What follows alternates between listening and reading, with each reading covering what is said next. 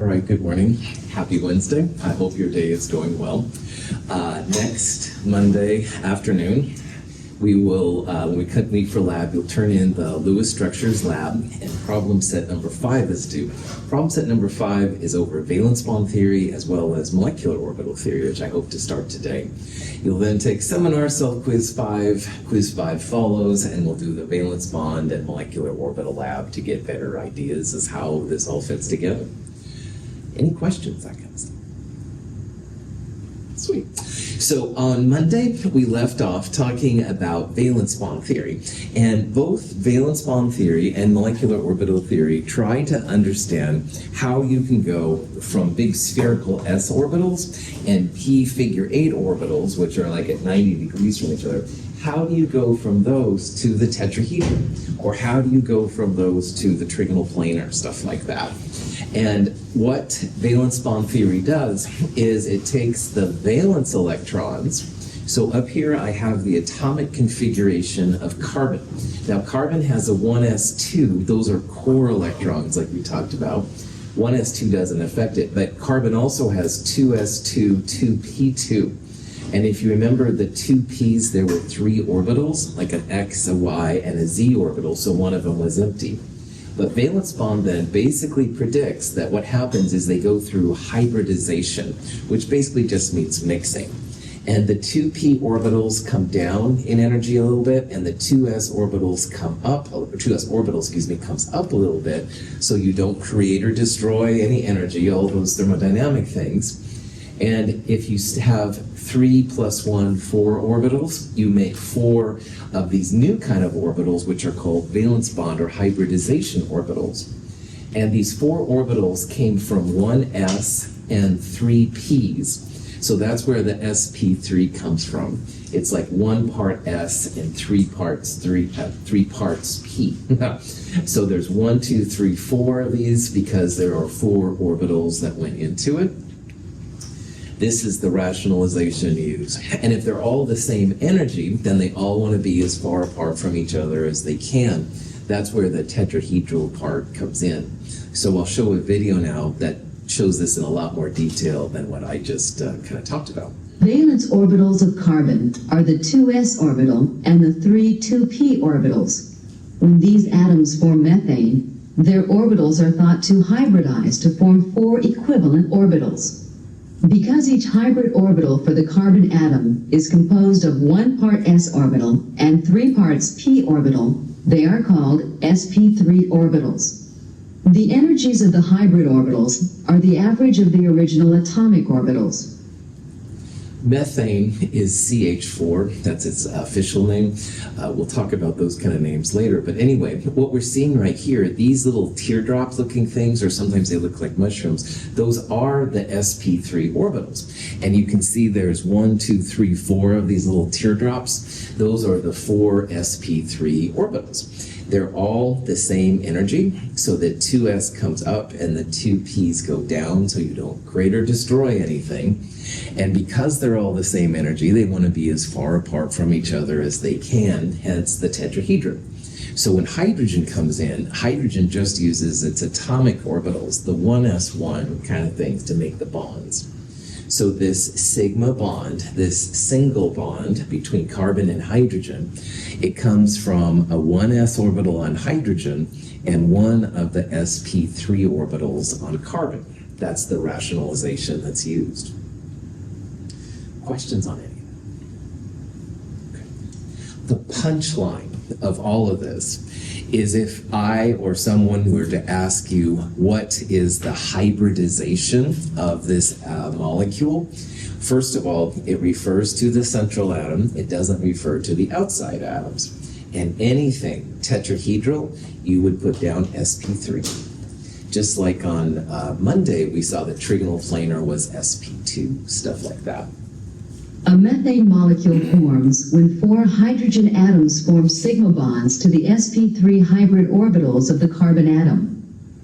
Here's one of the sp3, the teardrop-looking orbitals. Sometimes they look like mushrooms. This is probably a better representation, but it doesn't matter. It's kind of a weird bulgy thing. And the bulgy sp3 bonds with the 1s orbital on hydrogen. So the sigma bond is that little part there in the middle. That's the glue that holds that carbon and hydrogen together. So in valence bond theory, the central atom is hybridized. Carbon in this case, because it's tetrahedral, is sp3 hybridized. The hydrogens on the outside, or whatever you have, they just use their atomic orbitals. It's only the middle atom which does something cool. This is kind of an overview of this process. On the left-hand side, we have the atomic orbitals, the 2s2, 2p2. They're hybridized when they want to make a molecule. They become 4 sp3 orbitals. They each have the same energy, so Hund's rule, each electron goes in its own orbital first. That's why there's all these individual atoms. And then when they bond with something like hydrogen here in CH4 methane, the hydrogen just uses 1s, all right? So it's only the middle atom, which is the hybridized atom. The outer atoms just use 1s electron, 1s orbitals, or 2p's or something like that. So valence bond is cool. It only claims that the inner atoms, the central atom, is the one that's hybridized. And it works pretty well. We will talk about molecular orbital theory here in a little bit. But hybridization and valence bond is great if you're in a coffee shop. So if Gabe and I are having a cup of coffee, I can say, oh yeah, this atom is sp3 hybridized. And he'll be like, oh yeah, I knew that, right? Because anyway, it's pretty chill to figure out. All right, that's kind of how this works. But it does explain why tetrahedrons form. If they all have the same energy, they want to get as far apart from each other as they can. So if someone asks you, your instructor, what the hybridization is of a central atom, first of all, it is only central atoms. It's not the outer atoms. There's going to be one of these 5 categories. So we saw how tetrahedral is sp3, trigonal planar is sp2. Linear electron pair geometries are sp hybridized. And if you saw a trigonal bipyramid, that would be sp3d, and octahedrals would be sp3d2. So these are kind of the terms and stuff that you would use for these molecules. So now that you have done parts of the Lewis structures lab, you can go back and you could figure out the hybridization of the central atom. Woohoo! Pretty exciting. Now, on the far right side here, it says how many remaining p orbitals are there. If you look back on Monday's note, when we did the boron trifluoride, boron only used 1s and 2 p's, and so there was one additional p orbital.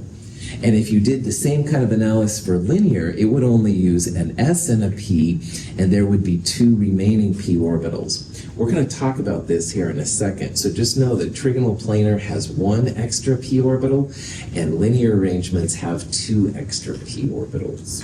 All right, we'll see why that's important here in a little bit. Cool. So if you saw a question like this for ammonia, and I said, what is the hybridization? The first thing that I would do is I would draw a Lewis structure, all right? Because until you draw a Lewis structure, you're not always sure what the molecule is going to look like, quote unquote. Does anybody remember what the electron pair geometry of ammonia is by chance?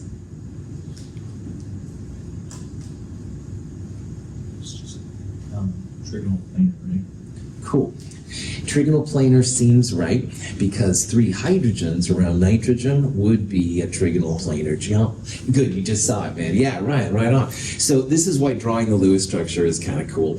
Ammonia actually has a lone pair on it. So that's why, again, draw a Lewis structure, count your electrons. But yeah, no problem. This is what this all is for. So when you draw the Lewis structure, your nitrogen has 1, 2, 3 bonds to hydrogen and a lone pair. That's 4 pairs total. That's tetrahedral. Tetrahedral will always be sp3. Yeah. So just check yourself, all right? Make sure that you got all the electrons. Those lone pairs can sneak in sometimes when you don't expect them. So, cool. This just shows other things. This is linear. This is an sp hybridization, beryllium dichloride. Beryllium has 2 Cls, and again, no lone pairs. Here's the boron trifluoride we looked at on Monday. That would be sp2. And then if you have a tetrahedral system like CH4, that would be sp3. And again, you can kind of see how these sp, sp2, sp3s, they kind of look like little mushrooms. Sometimes they just draw them as teardrops. That's fine. It doesn't matter for us anyway. So that's why then, and they want to be as far apart from each other as they can. That's why we see tetrahedral, trigonal planar, linear geometries. So here's another example. This is glycine, all right? Glycine is a common chemical in certain biochemical systems. What we're going to do is we're going to start here, and we're going to go clockwise and tell what the hybridization is of each atom. And again, if you can figure out the electron pair geometry, you're good to go. So this nitrogen right here has a bond to hydrogen, a bond to a second hydrogen, a bond to carbon, and a lone pair. So what would be the electron pair geometry around that nitrogen? sp3 was fine. Yeah, it would be a tetrahedral electron pair geometry. sp3, absolutely, yeah. So good. So it's sp3. It's usually sp3, not sp2, but I'm fine with it. You can call it that. No big deal. Pepsi or Coke, man. Anyway, yeah, that's exactly it. So look for the electron pair geometry to figure out what the hybridization is. What's the electron pair geometry around that carbon? sp3, nice job. So carbon here has 1, 2, 3, 4 bonds. It's tetrahedral. Another sp3, right on. Now, this carbon right here has a single bond to oxygen, a single bond to carbon, and a double bond to oxygen. What's the electron pair geometry around that carbon? Trigonal planar, nice job. Double bonds and triple bonds count as one big cloud. So because it's trigonal planar, this one will be sp2, all right? So remember again that doubles and triples count as one big cloud. The 3 clouds want to be as far apart from each other as they can. And then this oxygen has 2 lone pairs and 2 bonds, 4 bonds total, tetrahedral, sp3. Okay. So it's not too bad. Once you have the Lewis structure, you can just plop a little thing on it and stuff and be good to go. Now, double bonds, like we just said, are one big cloud, and I haven't really talked about it yet. So what we're going to do is look at why double bonds and triple bonds are like one big cloud. Now this compound right here has different names. The informal name, like water, is ethylene. And as apparently as bananas are shipped from like Central America to the United States, to keep them green until they get to market shelves, ethylene is pumped into the atmosphere. And I guess it keeps them green, then they're put out on our shelves and they become yellow and stuff like that. But anyway, ethylene has a carbon-carbon double bond and 2 singles. So we've already talked about how this carbon has 1, 2, 3 clouds. It's trigonal planar. It would be sp2. And if you were to draw a molecule, or even better, make a model with a model kit, this molecule is actually 2-dimensional. It's flat, all right? And that's kind of interesting. Like, why does it make a flat molecule since there's a double bond? So what we want to do now is really look at that second bond.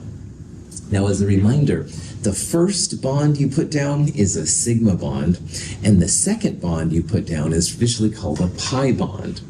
So while the carbon hydrogens all have a sigma bond, this carbon-carbon has both a sigma and a pi bond. So let's talk here about what's up with the pi bond, all right? What happens with a double bond or a triple bond then when you start doing it? Sigma bonds in ethylene come from the overlap of sp2 hybrid orbitals, one from each carbon atom. Now, when you have valence bond theory applied to ethylene, what we're looking at here, these are all the sigma bonds. And the carbon right here, this little dot, has 3 little teardrops. That's the sp2 hybridization around carbon. And this carbon also has 3 sp2 little teardrop orbitals. When the 2 sp2s come together and make that little overlap, that's the actual sigma bond between the carbons. This carbon has a sp2 and it's connecting to the 1s orbital on the hydrogen. So this is what the sigma bond is all about, et cetera, et cetera. So this is what they call the sigma network of electrons. It's the base of this molecule. It kind of keeps everything together, but it doesn't show the pi bond, and that's what we're going to look at next. And again, this is very, very flat. Excuse me. Now, when you sp2 hybridize an atom, for example, for carbon here, 2s2, 2p2, when you make the sp2s, you have one electron in each of those teardrop orbitals, and that's what makes the sigma bond. But there's an unused 2p orbital that I mentioned for boron. Now, boron's 2p was empty, but with carbon, there's actually an atom in this one. So this is a really interesting thing. This is the electron bonding that's used to make a pi bond, and it's unhybridized. It's one of the 2p orbitals. The p orbitals are always x, y, and z is like above and below the plane of the axis. This would be that unused p orbital that's above and below. And it's really interesting. It makes a pi bond that's both above and below the sigma bond. And this gets a little wild. So these are the weird sp2 orbitals. They're just kind of teardrops and stuff, but they're all along the x and y plane. That extra 2p is a little bit above and a little bit below the sigma bonds, all right? So it sticks out a little bit on top and a little bit on the bottom. These gold ones right here, that's the sigma network, the ones that make the base of the molecule. And believe it or not, this above and below orbital can make a bond with another carbon atom or something similar that has an above and below p orbital as well. So a pi bond is really interesting. It's like the sigmas are all in the middle. The pi bond is actually both above and below the sigma network. I've used Gabe too much for an example, so I'm going to use Brian today. Brian, sorry about this. I apologize. Sandwich. Got something in the middle, all right? You can put whatever you want. I'm a vegetarian, I'll put vegetables, but you can put meat, whatever you want, all right? Sigma network is kind of like the meat of the sandwich, all right? Now hold your hand right here. A pi bond is like the bread over the sandwich. It's like both above and below, all right? So while this is the sigma part, all right, the actual middle part, the pi is above and below. So pi is really interesting. It adds strength to the bond because just like the double bond, which I did with Gabe, it's harder to break it up. But it's the pi bond which is going to be attacked first because it's easier to get at. It's both above and below. So what happens a lot of times is the pi will be removed first and the sigma would then be the next one. So I apologize to Brian for doing all this, but it really helps to see. This is what the pi is. It's like an extra layer of protection over the sigmas. And sometimes sigmas are attacked first still, even then. But most of the time, it's the pi which is attacked, which is wild. So in this next thing here, I'm going to show you what the pi bond looks like. And again, it's both above and below. It's not just one, it's both above and below. The pi bonds arise from the overlap of unhybridized p orbitals, one on each carbon. Note that pi bonding electrons are found in a region above and below the sigma bonding region. So what this video here shows, it shows the bread of the sandwich. The little red dots, that's where the meat of the sandwich would go. All right, it's in the middle. But my hands, both above and below Brian's hand then, that would represent the pi bond. So it's 2 parts to 1 pi bond, which is really crazy. But it does kind of like protect, if you will, the sigma network. That's why a lot of times this happens. So again, this happens because the first carbon had this one unused p orbital, and the second carbon had also an unused p orbital. And when they combine, it makes a bond which is both above and below the network. Pretty crazy. But this is also why then a double bond is one cloud, all right? You've got a sigma in the middle, you got the pi on the top and the bottom, it's one big cloud. That's why trigonal planars with a double bond, the double bond is just one cloud. All those electrons are jammed into the same three-dimensional space to make the molecule happen. When we look at both sigma and pi bonds, we see that the CH2 fragments are coplanar and that ethylene is a flat molecule. So ethylene is a flat thing because, again, you got the sigmas in the middle, the bread on the top and the bottom, all right? And it's amazing. And again, ethylene's reaction usually happens from these pi bonds. Those are the ones that start to happen. So all of this just explains why double and triple bonds, which I'll show you in a second, why they all have just one big cloud, all right? It's literally like bread over the sandwich, the pi bond over the sigma bond. And again, if you see a double bond written, it's a sigma plus a pi. Question? Get ready, have your minds blown. This is acetylene, also known as ethyne. Now, ethyne has a triple bond when you draw it. So we would say that this carbon is sp hybridized. Around this carbon, you have one cloud, two clouds, sp, all right? This is where things get really wild. So the sp network then has a sigma bond in the middle, which is kind of shown here in gold, all right? So there's a carbon, they have those teardrop sp orbitals. The sp orbitals have a left and a right. To the hydrogen, just a regular connection to the atomic orbital. This is the sigma network. It's the middle part. But this is like, a triple bond is like a super sandwich, all right? Bear with my weird allegations here. It has two pi bonds. So remember, the first line you draw is always sigma. Everything after that is a pi. So this has a sigma, a pi here, and a pi there. But a pi is two pieces of bread.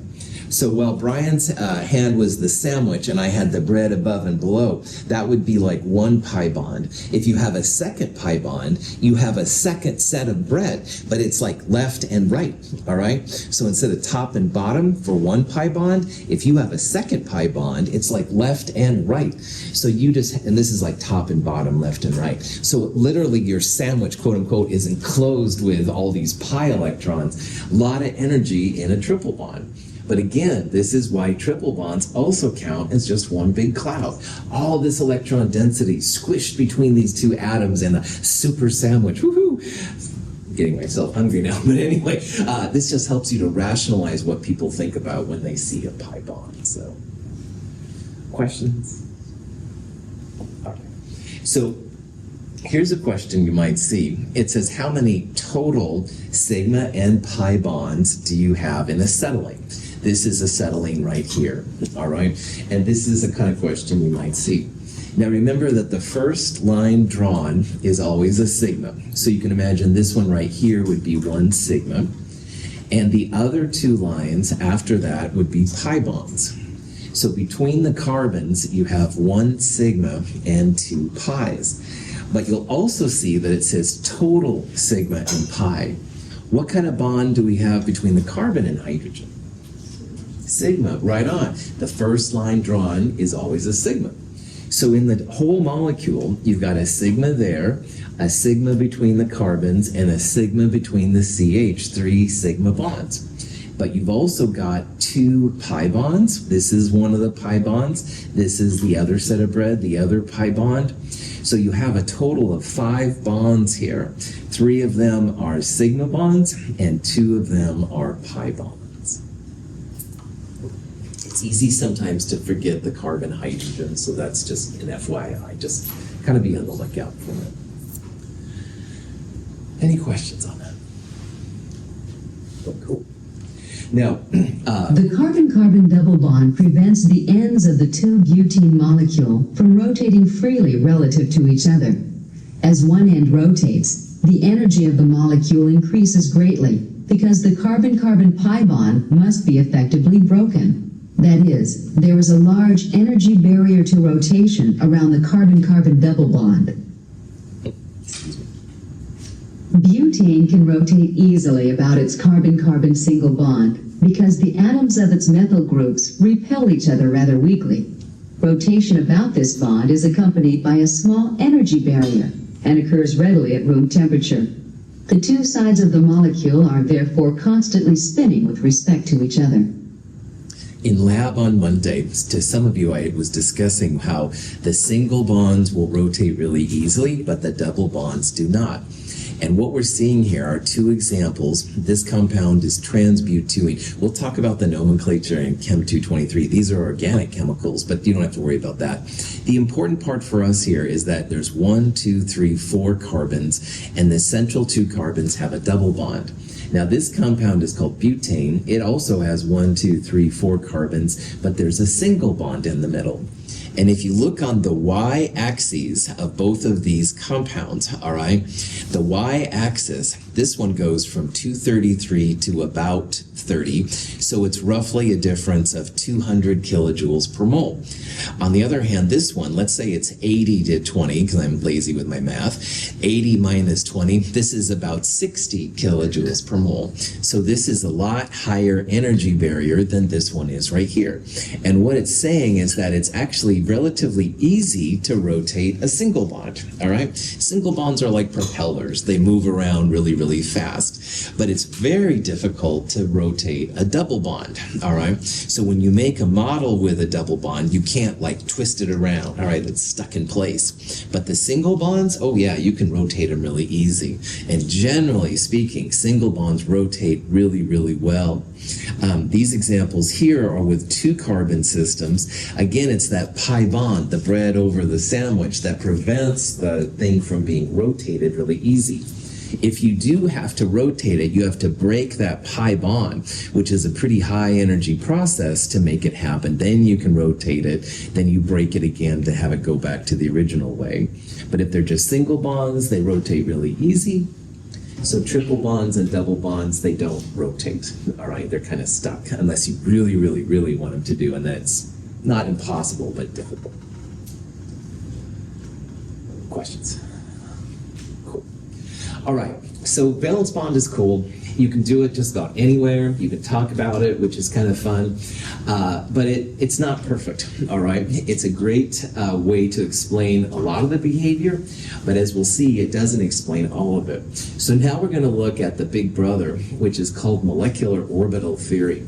Now, in chapter 3, we talked about atomic orbitals, and atomic orbitals came from the quantum numbers, and if you do math 254 kind of math, you got all the quantum numbers out, no problem.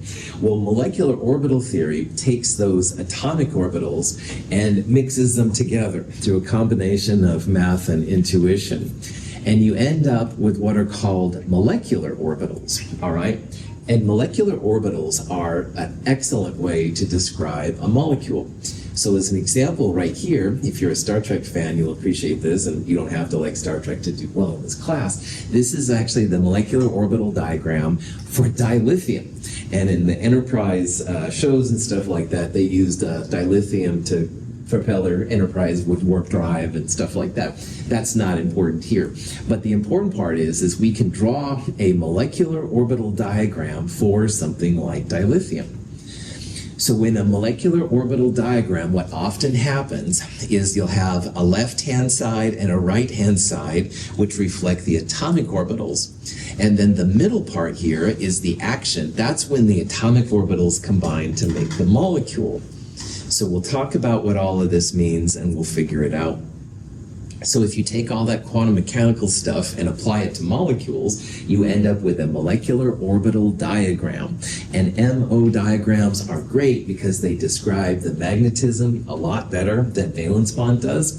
It can also be used to explain the color of compounds. We won't look at that until maybe Chem 223, but it does help with color.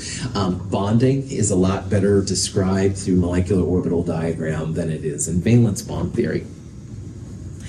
The punchline of MO is that you take those atomic orbitals like 1s2, 2s1, you delocalize them into or mix them into molecular orbitals. So while valence bond theory was just about the central atom, in molecular orbital theory, you're supposed to take into account all of the atoms, and you delocalize the electrons into these molecular orbitals. There's bonding and anti-bonding orbitals. We'll talk about that. Bonding makes the molecule stronger. Anti-bonding makes the molecule weaker. So all this being said, you're probably like, well, why aren't we just using this? Darn it, MO theory, incredibly complicated, all right? To get any kind of detailed MO diagram, you need a very, very powerful computer. I mean, I'm not talking about, the coolest Mac computer or something. These are like the quantum computing things that people talk about, real high-end kind of stuff. And when people use MO theory, they'll a lot of times make abbreviations to make it easier. Now, in Chem 221, we're just going to look at some very, very simple examples. We're only going to look at diatomics, which are two atom systems, and we're only going to look at diatomics in the first and second periods. So we will only look at diatomic systems up to neon. We won't talk about chlorine or sodium chloride. We won't talk about, because those are beyond the third period, we won't talk about CH4 because that has 5 atoms in it. That would be more complicated. So just realize we're only getting the very, very surface of this. There's a lot more to MO theory. But one day, I do hope that all the students will have a TI 2000 or something, and they can, boop, and out will come the molecular orbital information. Oh, but that's more excitement than we need. Questions? Okay.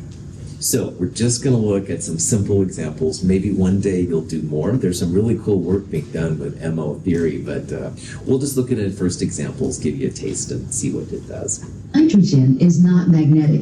It is diamagnetic. All the electrons in the molecule are paired. Oxygen, however, interacts with a magnetic field because it is paramagnetic. This physical property indicates that molecular oxygen has unpaired electrons. Molecular orbital theory accounts for this fact, but valence bond theory does not. This is a magnet, and they poured through it first liquid nitrogen, which is really, really cold, and the nitrogen just went straight on through. Then they poured liquid oxygen through, and in the video, it kind of like stuck between the heads of the magnet. Now, when we did Lewis structures, we looked at one time at a Lewis structure for NO2, and NO2 had an unpaired electron on it. It resonated, you can have the double bond there, stuff like that. But this was an example of a paramagnetic Lewis structure. It actually had an odd electron out. If you look at the Lewis structure for O2, which is right there, no odd electrons, all right? There's not like a single electron here or a single electron there. So MO theory does tell that O2 is paramagnet, which it is. The Lewis structure doesn't help you. The valence bond theory doesn't help you. Only in MO can you actually see that O2 is a paramagnetic molecule. So this is a real advantage of MO, all right? It does some things that I kind of honestly glossed over when we're talking about Lewis structures. Most of the time, Lewis structures are great, and most of the time, valence bond is great. And it's a lot easier to do if you're sitting in the coffee shop. However, MO takes it to the next level, and it explains some things, including the O2's paramagnetism, that you wouldn't get from a regular kind of example. So, questions? Now, to understand molecular orbital theory, it's useful to think about what are sometimes called the 4 principles of molecular orbital theory.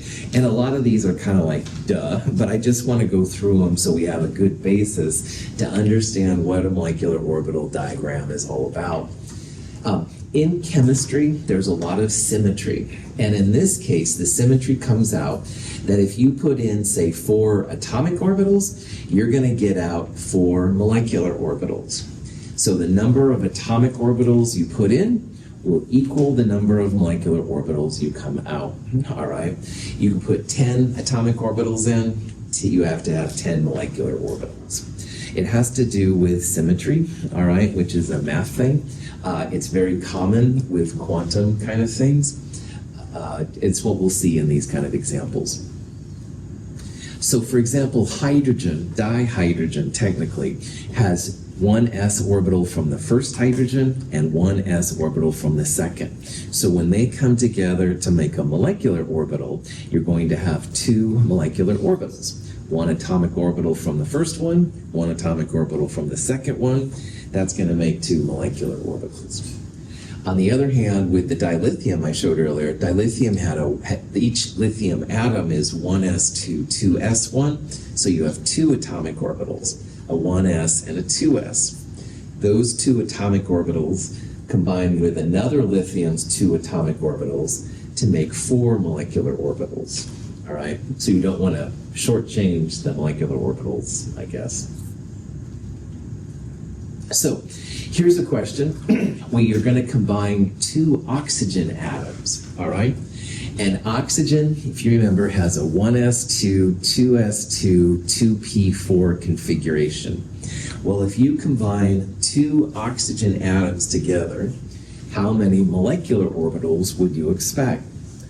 So this is where I'm going to make you think again about number of orbitals. 1s was just a single box, all right? So 1s up and down was 1s2. And 2s was a single box. So you have one up and one down. The box is the orbital.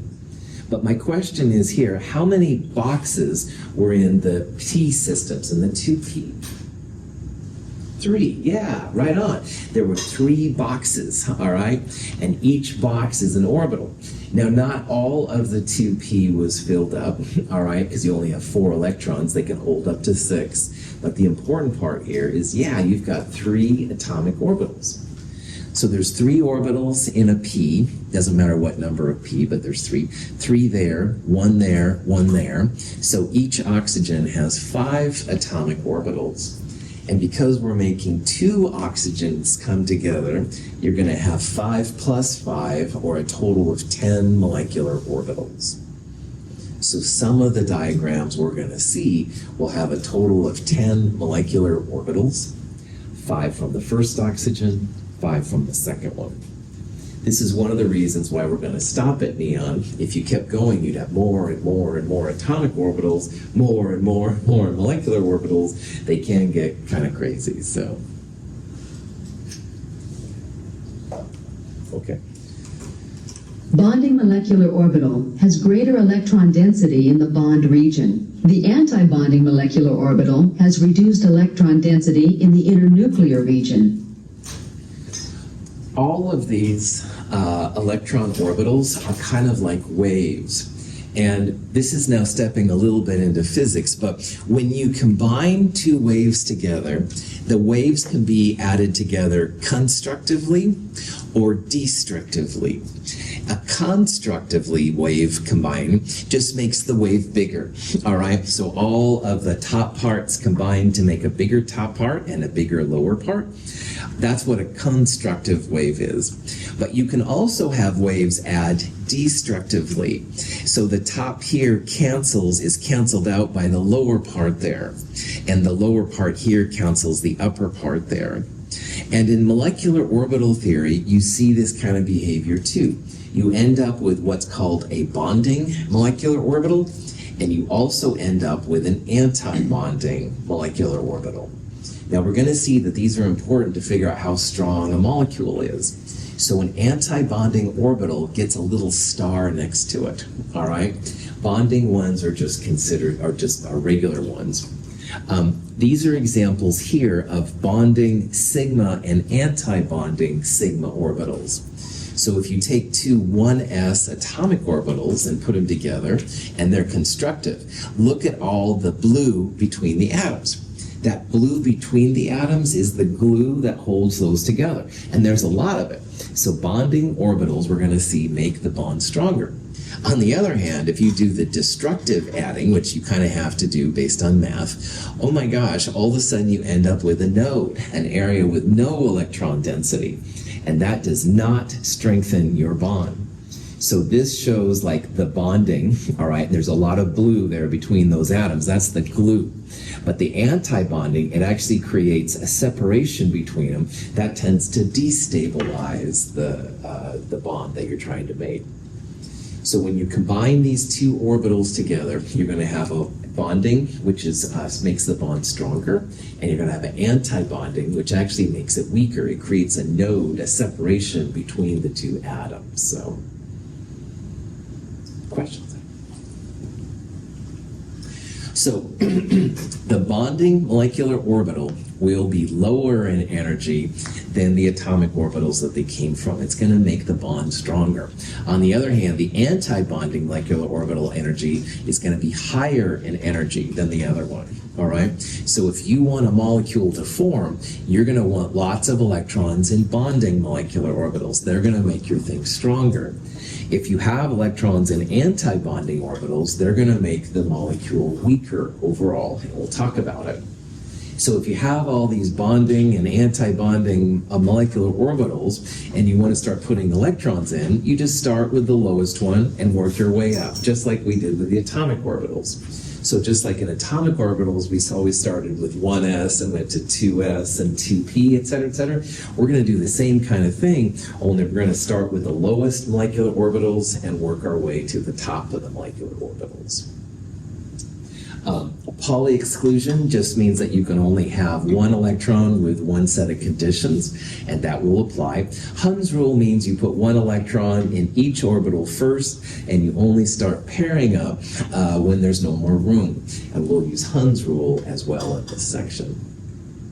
So on the next slide, I'm going to show a video that talks about how to build a molecular orbital for dihydrogen, H2. And it's the simplest example, but if you understand how this all works, then we can go from there and look at more complicated ones. Any questions on this stuff? Cool. So, in contrast to valence bond theory, which assigns bonding orbitals to individual atoms, molecular orbital theory assigns the orbitals involved in bonding to the entire molecule. The simplest illustration of molecular orbital theory can be seen with the hydrogen molecule. According to molecular orbital theory, the 1s atomic orbitals of the two hydrogen atoms combine to give two molecular orbitals. Because atomic orbitals are wave functions, they can combine either constructively or destructively. Additive or constructive combination of the two atomic orbitals gives a bonding molecular orbital, while subtractive or destructive combination of the two atomic orbitals gives an anti-bonding molecular orbital. The bonding and anti-bonding molecular orbitals formed by the combination of two 1s orbitals are called sigma 1s and sigma star 1s respectively. The bonding molecular orbital, sigma 1s, is lower in energy than the original atomic orbitals. And the anti-bonding molecular orbital, sigma star 1s, is higher in energy than the original atomic orbitals. Like atomic orbitals, molecular orbitals can accommodate a maximum of 2 electrons each, with the electrons in the ground state occupying the lowest possible energy orbitals. The molecular orbitals in the hydrogen molecule can be represented with lines or boxes placed at the appropriate relative energy levels.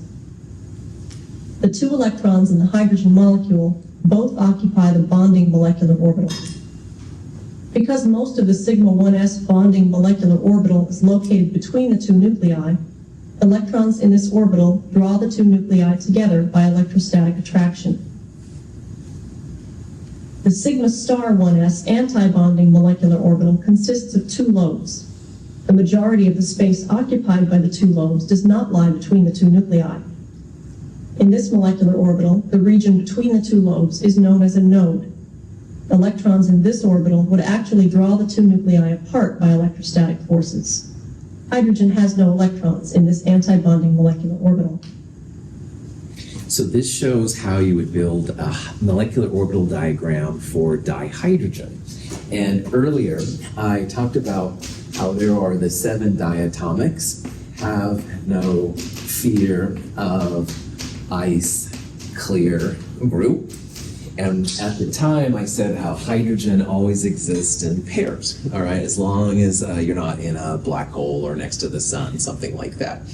Well, believe it or not, when you get used to reading this diagram explains why H2 is so common. The hydrogen atoms, which are on the left and the right-hand side, each of them have like a single electron, like a single up arrow, if you will. Those are the atoms themselves. But when the atoms come close to each other, they combine, they make a bonding molecular orbital, which is lower, and they make a higher anti-bonding molecular orbital. The bonding makes the bond stronger, the anti-bonding makes it weaker. And they call the bonding one here a sigma 1s molecular orbital. The anti-bonding one, sigma star 1s. Remember, the star means it's anti-bonding. Now, electrons always want to go to the lowest orbitals first, and if there's no more room, they'll start going to the higher one. So because the bonding is just as much lower as this one is higher, even though it doesn't look that way on this picture so much, both electrons go to the bonding sigma 1s orbital.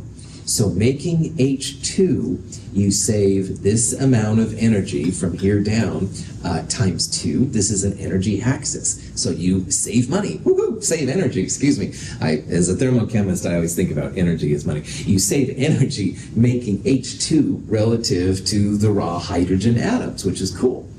So this part in the middle is the molecular orbital diagram for H2. We have more bonding electrons than we have anti-bonding electrons. H2 is going to form.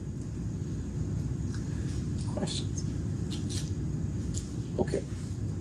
Now, dihelium isn't going to form.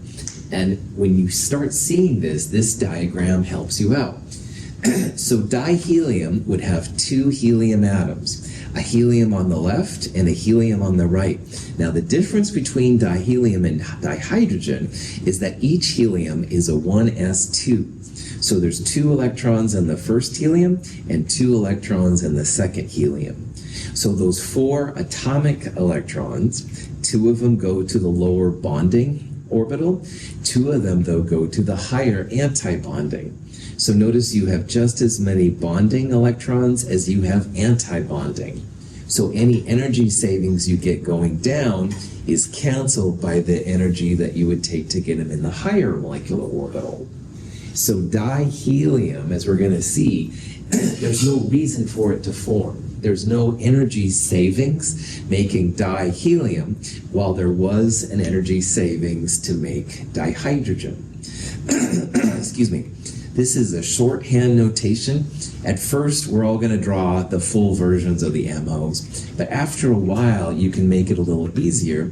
This is the sigma 1s orbital, and it has 2 electrons. So notice they put it in parentheses with a superscript 2. This is the sigma star 1s orbital, and it also has 2 electrons. So this is a shorthand version of what we're seeing right here. Now, I can say, oh yeah, dihelium won't exist and hydrogen does, but how do you quickly quantify that? How can I tell all of you that it doesn't? Gesundheit. So what we're going to do is we're going to talk about bond order. Bond order is a way in molecular orbital theory to see if a bond is going to happen or not. Now, to define bond order, it's 1/2 parentheses, the bonding electrons minus the anti-bonding electrons. And bond order will just come out to be a number. And if your bond order is greater than 0, 1, 2, 3, even 1/2 or 1.5, if it's greater than 0, that means it's going to be, for us anyway, a stable molecule and it exists. But if the bond order equals 0, and actually in other classes you can have bond orders less than 0, we won't see them, but it's possible. Bond orders equal 0 or less than 0 are considered unstable molecules, and they shouldn't do it. So when chemists look here at the dihydrogen, which is what I'm showing right here, we can quickly see that this has a bond order of 1. And how you get that, 1/2 parentheses, bonding electrons minus anti-bonding electrons. So there's 2 bonding electrons, the lower ones. There's no anti-bonding ones, the higher ones. 1/2 parentheses, 2 minus 0, bond order 1. Any bond order greater than 0, for us anyway, is going to exist. Hydrogen is on this list, H2, because it's stable. It's really stable, actually, compared to the hydrogen atom. So, On the other hand, dihelium had 1s2, sigma 1s2, sigma star 1s2. Those extra electrons filled in the sigma star s electrons. So I said, oh yeah, dihelium doesn't exist. Well, let's do a bond order on it. 1/2 parentheses bonding minus anti-bonding. So 1/2 parentheses 2 minus 2, bond order 0. Bond order zeros are unstable. They don't exist. There's no reason for them to come together. Helium's just happy being single individual happy atoms running around. There's no reason for it to form a bond because you don't get any energy savings. Questions? All right. We will do more of this on Friday. Thanks for being here. Have a great day.